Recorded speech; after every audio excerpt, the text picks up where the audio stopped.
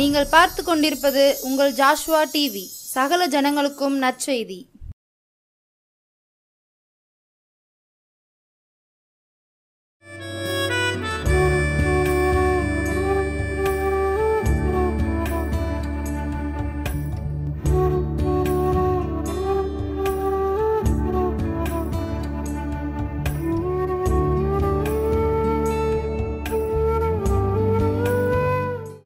ஆண்டவராகிய இயேசு கிறிஸ்துவின் நாமத்தினாலே உங்கள் யாவருக்கும் என் அன்பின் வாழ்த்துக்களை நன்றியை தெரிவிக்கிறேன்.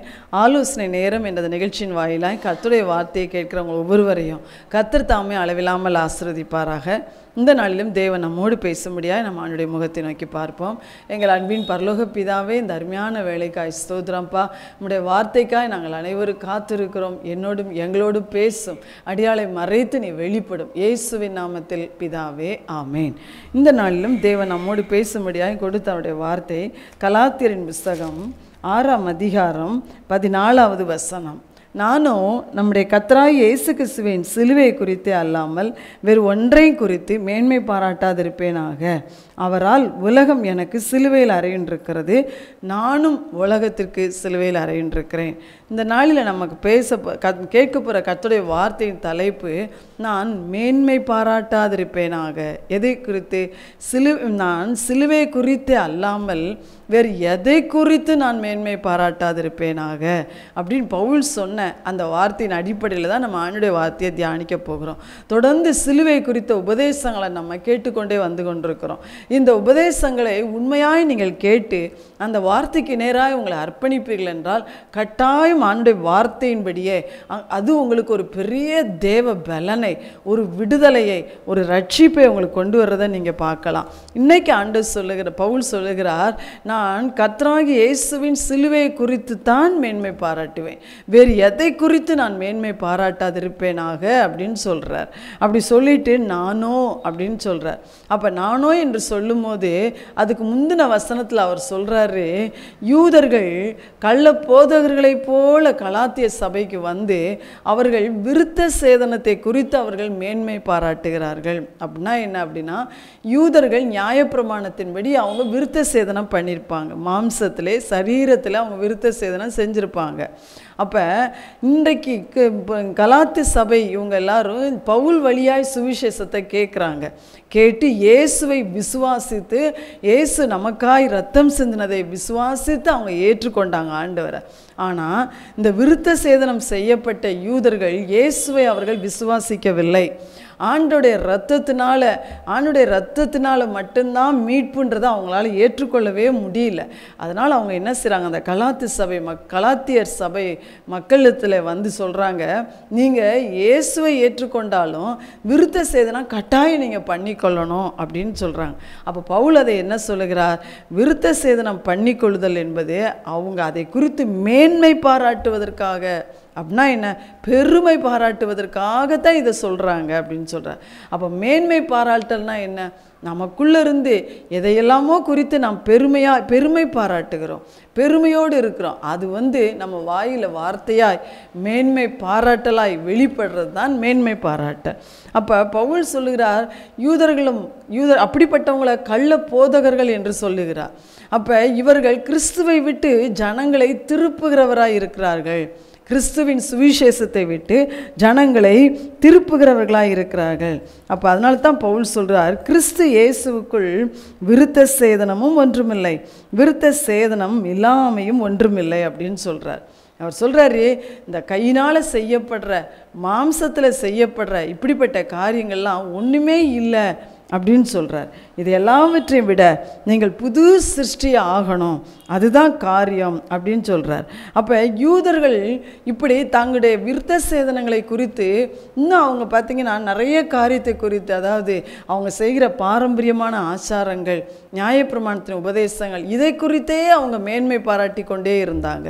அதனால் அவங்களுடைய ஆவிக்குரிய நிலைமை எப்படி இருந்துச்சு அப்படின்னு சொன்னால், ரோமர் புஸ்தகத்தில் ரோமரின் புஸ்தகத்தில் அவங்களை குறித்து சொல்லப்பட்டிருக்கிறது. அவர்களுக்குள்ளாக அவங்க இருதயம் கடினப்பட்ட ஒரு இருதயமாக இருந்தது. கனநித்திரையின் ஆவியையும் காணாதிருக்கிற கண்களையும் கேளாதிருக்கிற காதுகளையும் தேவன் அவர்களுக்கு கொடுத்தார் என்று எழுதியிருக்கிறது. அவங்களுடைய இருதயம் கர்த்தரை ஏற்றுக்கொள்ள முடியாத ஒரு கடினப்பட்ட இருதயமாக இருந்ததுனாலே, இயேசு கிறிஸ்துவை விசுவாசிக்க முடியாத ஒரு கடினப்பட்ட ஒரு இருதயமாக இருந்ததுனாலே அவங்களுக்குள்ள ஒரு கனநித்திரையின் ஆவி அனுப்பப்பட்டிருந்ததாம். காணாதிருக்கிற கண்கள், கேளாதிருக்கிற காதுகள் அப்படின்னு சொல்லியிருக்கிறார். அப்படின்னா என்ன? ஆண்டோடைய மகத்துவங்களை அறிய முடியாத, கேட்க முடியாத, அதை பார்க்க முடியாத ஒரு அடைக்கப்பட்ட ஒரு செவிகளும் கண்களும் தான் அவங்களுக்கு இருந்துச்சு. அப்போ இன்றைக்கு நம் கர்த்தருடைய வார்த்தையை கேட்கிற நம்மில் அநேகர் கூட இப்படிப்பட்ட ஒரு கட்டுகளோடு, ஒருவேளை அவங்கள போல முழுவதும் அப்படி இல்லாவிட்டாலும் ஒரு சில இடத்துல அப்படிப்பட்ட ஒரு கட்டுகளோடு, அப்படிப்பட்ட ஒரு சிறையிருப்போடு நம்ம இருக்கலாம். ஒரு கனநித்திரையின் ஆவி, ஜெபிக்க முடியாத ஒரு தூக்க மயக்கம், வேதத்தை வாசிக்கவே முடியாத ஒரு தூக்க மயக்கம், இல்லாவிட்டால் கர்த்தருடைய வார்த்தைகளை பிரசங்கத்தின் வழியாக கேட்கவே முடியாத ஒரு தூக்க மயக்கம், இப்படி இருக்கும் என்றால் நாம் அப்படிப்பட்ட ஒரு கட்டுகளோடு இருக்கோன்னு அர்த்தம். அடுத்து அப்படிப்பட்டவங்களுடைய நிலைமை எப்படின்னு ஆண்டவர் சொல்றார், காணாதிருக்கிற கண்கள், வேதத்தின் மகத்துவங்களை பார்க்க வேண்டிய விதமாய் நம்மளால் பார்க்க முடியாது. அடுத்து காதுகள், அவருடைய சத்தத்தை சரியாய் கேட்டு நம்மால் உணர முடியாது, அப்படிப்பட்ட காதுகள் இருக்கும் அப்படின்னு சொல்றார். அப்போ கர்த்தருடைய ஆவியானவர் என்ன சொல்லுகிறார், நாம் இப்படிப்பட்ட நிலைமையில இருக்கிறதுக்கு ஒரு முக்கியமான காரணம், நாம் சிலுவையை குறித்து மேன்மை பாராட்டவில்லை. நம்முடைய ஆண்டவர் நமக்காக சிலுவையிலே சிந்தின இரத்தத்தை குறித்து, அவர் நமக்காய் பட்ட பாடுகளை, அவர் நமக்காய் கொடுத்த மீட்பை, இதை குறித்து நாம் மேன்மை பாராட்டலை, அதை நம்ம பெருமையாக நினைக்கலை, அதை நம்ம வாழ்க்கையில் முக்கியத்துவப்படுத்தலை. அதனால தான் இப்படிப்பட்ட கட்டுகளும் சிறையிருப்புகளும் நமக்குள்ளே வருது. நம்ம நிறைய நேரம் எதை நினைக்கிறோம், நான் ஜெபம் பண்ணேன், நான் வேதம் வாசித்தேன், நான் இப்படி ஆண்டவரை தேடினேன், அதனால் இப்படி அப்படின்னு நம்ம சொல்லிடுறோம் இல்லையா? ஆனால் ஆண்டவர் சொல்கிறார், இது எதுவுமே நமக்கு ஆண்டவருக்கு முன்னால் ஒன்றுமே கிடையாது. அப்போ ஆண்டவர் சொல்கிறார், அவருடைய சிலுவையை குறித்து நாம் முக்கியத்துவம், சிலுவையை தான் நம்ம முக்கியப்படுத்தணும், அதைத்தான் நம்ம பெருமையாக நினைக்கணும், அதை குறித்து தான் நம்ம மேன்மை பாராட்டணும் அப்படின்னு ஆண்டவர் சொல்கிறாரு. அப்போ இந்த கட்டுகளோடு இப்படி யார் நீங்கள் இருந்தாலும் சரி, நம்ம இதிலேருந்து விடுதலை பெறணும் முழுமையாய்.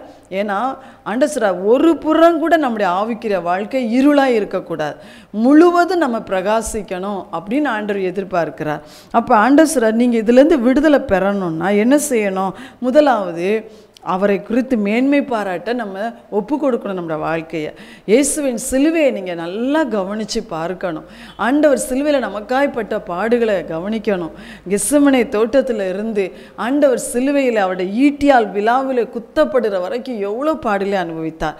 அதனால் அப்போ இயேசு எனக்காக அவருடைய இரத்தத்தை சிந்தி என் பாவங்களை சுமந்தார், என் பாவங்களை மன்னித்தார், என் சாபங்களை அவர் சுமந்து தீர்த்தார், என் நோய்களின் பலவீனங்களையும் சிலுவையில் அவர் சுமந்து தீர்த்தார்.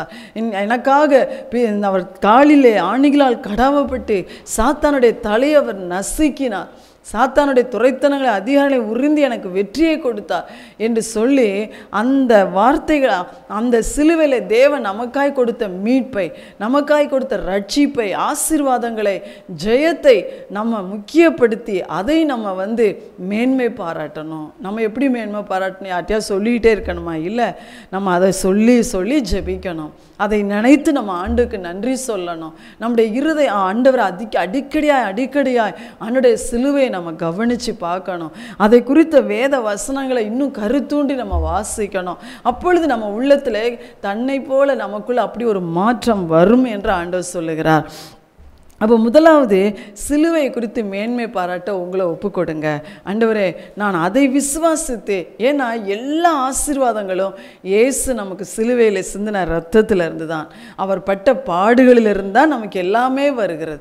அவர் நாம் ஐஸ்வர்யவான்களாய் மாறும்படி சிலுவையிலே தரித்திரரானார். நம்ம பாவ மன்னிப்பை பெற்று பரிசுத்தமாகும்படி அவர் பாவமானார். நம்ம சாபத்திலிருந்து விடுதலையாக்கப்பட்டு ஆசீர்வதிக்கப்படும்படி அவர் சிலுவையிலே சாபமானார். அப்போ எல்லா எல்லா நம்ம ஐஸ்வர்யவான்களாய் மாறும்படி அவர் தரித்திரராய் மாறினார். இப்படி எல்லா ஆசீர்வாதங்களும் ஆண்டவர் சிலுவையில் தான் நமக்காய் சம்பாதித்தார். நம்மை மணவாட்டிகளாய் மாற்றும்படி அவர் நமக்காக பாருங்க விழாவில் குத்தப்பட்டார்.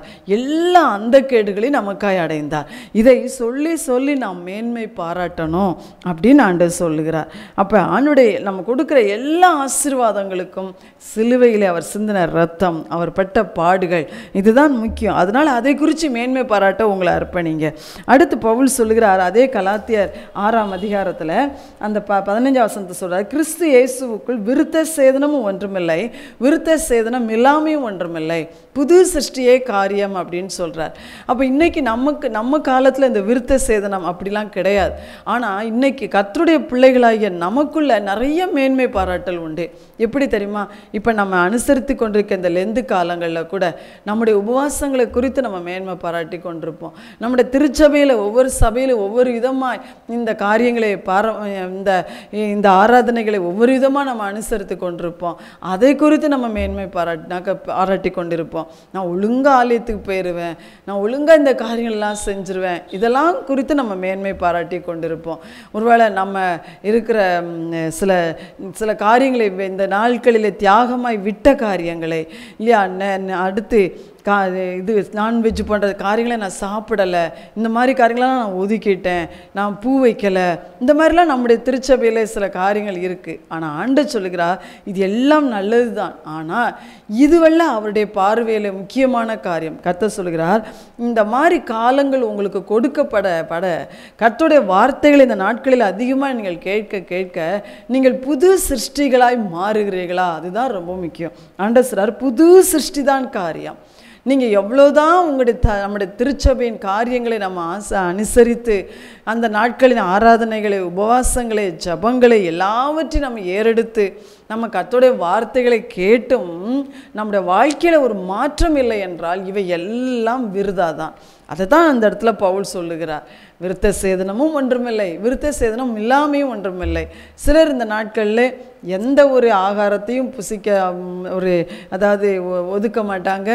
சிலருக்கு உபவாசிக்க முடியாது, அப்படிலாம் கூட இருப்பாங்க. ஆனால் அதற்காக அவங்க பாவிகள், நம்ம நீதிமான்கள்னு சொல்ல முடியாது. ஆண்டவருடைய வார்த்தையின்படி ஒவ்வொருத்தரும் நம்ம ஆவிக்குரிய பிரகாரமாய் கிறிஸ்து இயேசுவுக்குள்ளாக நம்ம எடுக்கிற ஒவ்வொரு பக்திக்கு ஏதுவான முயற்சிகளும் நம்முடைய வாழ்க்கையை புது சிருஷ்டியாக மாற்றணும், நம்மை மறுரூபமாக்கணும், நம்ம இயேசுவுக்குள்ளாக இன்னும் பரிசுத்தப்படுத்தணும், நம்ம இயேசுவின் சாயலை தரிக்கிறவங்களாக நம்ம வாழ்க்கை மாறணும். பழையவைகள் எல்லாம் நம்ம வாழ்க்கையை விட்டு ஒழிஞ்சு போகணும், எல்லாம் நம்ம வாழ்க்கையில் புதிதாக மாறணும். நம்முடைய சுவாபங்களில் மாற்றம், நடக்கைகளிலே, செய்கைகளிலே, நம்முடைய குணம் எல்லாவற்றிலும் ஒரு மாற்றத்தை ஆண்டவர் நம்மிடத்துல எதிர்பார்க்கிறார். அப்போ ஆண்டவர் சொல்கிறார், நீங்கள் மேன்மை பாராட்டுறவங்க இன்றைக்கி வேறு சிலுவை தவிர வேறு எதை குறித்து நீங்கள் மேன்மை பாராட்டி கொண்டாலும் உங்களுக்குள்ளே இருக்கிற கட்டுகள்லேருந்து நீங்கள் விடுதலை பெறணும்னா 2 காரியத்தை நீங்கள் கவனமாக செய்யணும். ஒன்று, இயேசுவின் சிலுவை அதிகமாக நீங்கள் கவனித்து அதன் வழியாய் நமக்கு கிடைக்கிற ஒவ்வொரு ஆசீர்வாதங்களையும் நினைத்து அதை குறித்து நீங்கள் மேன்மை பாராட்டுங்கள். ரெண்டாவதாக ஆண்டவர் சொல்லுகிறார், நம்ம ஆசரிக்கிற சடங்காச்சாரங்கள், பாரம்பரியங்கள், நம்முடைய திருச்சபையின் பாரம்பரியங்கள், அப்படிப்பட்ட ஆராதனைகள், இவை எல்லாம் ஆண்டவர் நம்ம உண்மையாக செய்யும் போது கட்டாயம் அதை அங்கீகரிப்பார். ஆனால் ஆண்டவர் சொல்கிறார், இதன் வழியாய் உங்கள் வாழ்க்கை மறுரூபமாகுதா? இன்றைக்கி சிலுவையை குறித்து போதிக்கும் போது எத்தனையோ ஆண்டவர் நம்முடைய குறைகளை கண்டித்து பேசுவாங்க. சபைகளில் நடக்கிற கன்வென்ஷன் கூட்டங்கள், இதன் மூலமாக நிறைய வார்த்தைகள் நமக்கு சொல்லப்படுகிறது. அதிலலாம் நம்ம மாற்றம் அடைஞ்சிட்டோமா, மறுரூபம் ஆயிட்டோமா, போன வருஷத்தை விட இந்த வருஷத்தில் எனக்குள்ளே இன்னும் ஒரு பெரிய மாற்றம் வந்திருக்கு, எனக்குள்ளே ஒரு பரிசுத்தம் வந்திருக்குன்னு உங்களால் சொல்ல முடியுமா? ஆண்டவர் சொல்கிறார், அப்படிப்பட்ட ஒரு மாற்றம் வந்திருப்பீர்கள் என்றால் நீங்கள் கட்டாயம் இயேசுவை குறித்து மேன்மை பாராட்ட முடியும். எல்லா கட்டுகளிலிருந்தும் நாம் விடுதலை பெற முடியும். அடுத்த ஆண்டவர் சொல்கிறார், இன்னும் நீங்கள் எதை குறிச்செல்லாம் நம்ம மேன்மை பாராட்டக்கூடாது அப்படின்னு சொல்கிறார். ஏன்னா பவுல் சொல்லும் போது சிலுவை குறித்து நான் மேன்மை பாராட்டுவேன், வேற எதை குறித்து நான் மேன்மை பாராட்ட மாட்டேன் அப்படின்னு சொல்கிறார்.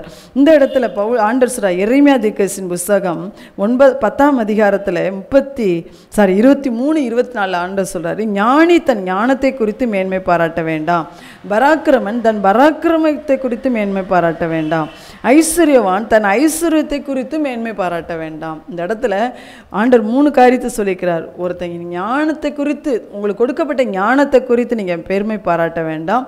உங்களுக்கு இருக்கிற பலன் பராக்கிரமத்தை குறித்து பெருமை பாராட்ட வேண்டாம். ஐஸ்வர்யவான் தனக்கு கொடுக்கப்பட்ட ஐஸ்வர்யத்தை குறித்து பெருமை பாராட்ட வேண்டாம். சாலமோன் ஞானி, உலகத்திலேயே அவர் தான் பெரிய ஞானி, ஞானத்தில் சிறந்தவர். ஆனால் அவர் ஆண்டவரை விட்டு ஒரு கட்டத்தில் பின்வாங்கி போனார். அடுத்து பராக்கிரமன், நமக்கு எவ்வளோ பலத்தை குறித்து நம்ம இன்னைக்கு மேன்மையாக சொன்னாலும் நம்முடைய சரீரத்தில் பலவீனங்களோ வியாதிகளோ வந்துவிட்டால் நம்முடைய சரீரம் அப்படியே பலனை இழந்து போய் நிற்கிறத நம்ம நல்லா பார்க்கலாம். அடுத்து ஐஸ்வர்யம், இன்னைக்கு பார்த்தீங்கன்னா இந்த கடைசி காலத்தின் அழிவுகள் எத்தனையோ வெளியில் வருகிறது. ஐஸ்வர்யவான்களாக இருக்கிறவங்க கூட திடீர்னு ஒரே நாளில் வீதிக்கு வந்துட்டாங்க அப்படின்னு சொல்லி எத்தனையோ செய்திகளை நம்ம கேட்குறோம். அப்போ ஐஸ்வர்யமும் நிலையற்றது தான். இது எல்லாமே நிலையற்ற ஒன்று. ஆண்டவர் சொல்றார், இதை குறிச்செல்லாம் நமக்குள்ளே பெருமையே வேண்டாம். அடுத்து இன்னும் கூட நிறைய காரியங்களை குறித்து நமக்குள்ளே ஒரு மேன்மை பாராட்டுதல் இருக்கும். அதை கவனித்து அதை சொல்கிறேன், கவனிங்க. அழகை குறித்து, நம்ம அழகை குறித்து நம்ம மேன்மை பாராட்டக்கூடாது. இன்னும் நம்முடைய அவரவருக்கு ஒரு சபைக்கு நம்ம போவோம், நம்முடைய சபையின் சடங்காச்சாரங்களை குறித்து, அல்லாவிட்டால் உங்களுடைய வம்சம், உங்களுடைய ஜாதியை குறித்து, உங்கள் குடும்ப நிலை, என் குடும்ப ஸ்டேட்டஸ் இப்படிப்பட்ட இது என்று அதை குறித்து கூட நம்ம பெருமை பாராட்டக்கூடாது. நம்முடைய சபை போதகர், நம்ம பின்பற்றுகிற ஊழியக்காரங்க, அல்லாவிட்டால் நமக்கு பிடிச்ச அரசியல் தலைவர்கள், அப்போ இவங்கெல்லாம் மனிதர்களை குறித்து நம்ம எக்காரணம் கொண்டு மேன்மை பாராட்டக்கூடாது. நமக்கு இருக்கிற பக்தி வைராக்கியத்தை வைத்து, நம்முடைய சன்மார்க்கமான வாழ்க்கை, இன்னும் பார்த்தீங்கன்னா நம்ம உபவாசத்தை குறித்து, தசமபாகம் கொடுப்பதை வச்சு, நம்ம கொடுக்குற காணிக்கையை வைத்து, இதையெல்லாம் குறித்து மேன்மை பாராட்டாதீங்க. தேவன் உங்களுக்கு கொடுத்துருக்கிற வரங்கள், இன்னும் நமக்கு கொடுத்துருக்கிற நம்மகிட்ட காணப்படுற கனிகள், நான் ரொம்ப அன்பாக இருப்பேன், தாழ்மையாக இருப்பேன் அப்படின்னு கூட என்ன செய்யக்கூடாது, மேன்மை பாராட்டக்கூடாது. தேவன் உங்கள் கையில் தந்த ஊழியங்களை குறித்து, இன்னுமா ஆண்டவருக்காக நீங்கள் செய்து முடித்த பெரிய காரியங்களை குறித்து மேன்மை பாராட்டாதீங்க. உங்களுக்கு வருகிற பாடுகளை குறித்து மேன்மை பாராட்டாதீங்க. உங்கள் உள்ளம் கேட்குறதெல்லாம் ஆண்டவர் எனக்கு கொடுத்துட்டாருன்னு கூட பெருமை பாராட்ட வேண்டாம். விக்கிரகங்களை குறித்து, இன்னுமா சிலர் பார்த்திங்கன்னா தீமையான காரியங்களை செஞ்சுட்டு அதில் பெருமை பாராட்டுவாங்க. உங்களுடைய ஆத்மாவில் கிடைத்திருக்க ரட்சிப்பை குறித்து, இன்னும் மற்றவங்களுக்கு நான் சுவிசேஷத்தை பார்க்குறவங்களுக்கெல்லாம் நான் சொல்லிடுவேன்னு சொல்லி அதை பிரசங்கித்து வருவதை குறித்து மேன்மை பாராட்டாதீங்க.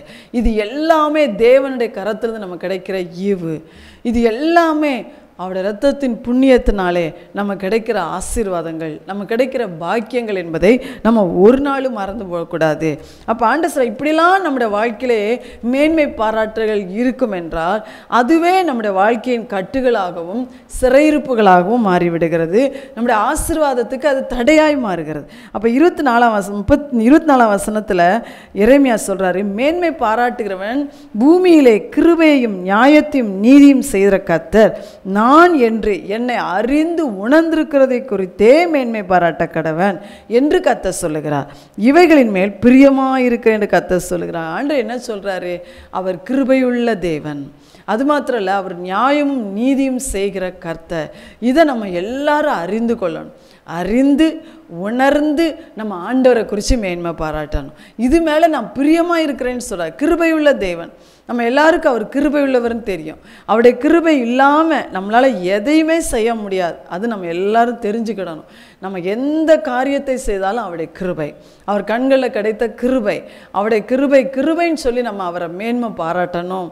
அப்படி அறிந்து அதை உண்மையிலே உங்கள் வாழ்க்கையில் வாயினால் இல்லை, உங்கள் இருதயத்தில் இது ஆண்டுடைய கிருபையினால தான் இப்படி நடக்குது என்று நீங்கள் உண்மையான ஒரு தாழ்மையான இருதயத்தோடு இருப்பீங்கன்னா அதை உணர்ந்து கொள்வீங்க. அதை உணர்ந்து நீங்கள் ஆண்டவரை மகிமைப்படுத்துங்க, மேன்மை பாராட்டுங்க. அடுத்து ஆண்டவர் சொல்கிறார், நம்ம தவறுகளை செய்யும்போது நம்மை சிட்சித்து சீர்படுத்துகிற, நமக்கு நீதி நியாயம் செய்கிற கர்த்தர் நம்முடைய கர்த்தர். அவள் எல்லா நேரமும் நம்மளை அன்பாடே நடத்தி நம்மளை கொண்டு போகிறார் அல்ல, இன்னொரு புறம் நம்மளை சிட்சித்து நம்மை தண்டித்து நம்மை சீர்படுத்துகிற தேவன். இதையும் நம்ம ஏற்றுக்கொள்ளணும். இதை சிலர் பார்த்திங்கன்னா அதை ஏற்றுக்கொள்ளவே மாட்டாங்க. இல்லை, நான் என்ன தப்பு அப்படி செஞ்சுட்டேன், எனக்கு ஆண்டர்லாம் தண்டனை கொடுக்கல, எனக்கு இது ஒரு பாடு, எனக்கு தேவன் அனுபவித்த ஒரு உபத்திரவம் அப்படின்னு சொல்லுவாங்க. உபத்திரவன்றது வேற, ஆனால் இது நான் செய்த தவறுகளை நிமித்தம் ஆண்டவர் எனக்கு கொடுத்த தண்டனை என்பதை நீங்கள் உண்மையிலே ஏற்றுக்கொண்டு அறிந்து அதற்காக நீங்கள் ஆண்டவரை மகிமைப்படுத்துவீர்கள் என்றால் ஆண்டவர் சொல்றார், நீ பாக்கியவான். அப்படிப்பட்ட உன்னுடைய மேன்மை பாராட்டலை கண்டு கர்த்தர் பிரியமாக இருக்கிறார் என்று சொல்லுகிறார். அப்போ இவ்வளோ நேரம் நாம் கேட்ட அந்த சத்தியத்தின் மூலமாய் ஒன்றை தேவன் அதிகமாய் நமக்கு வலியுறுத்துகிறார். இயேசு உங்களுக்காக சிலுவையிலே ஜீவனையே கொடுத்திருக்கிறார். அதை குறித்து நீங்கள் மேன்மை பாராட்டுங்க.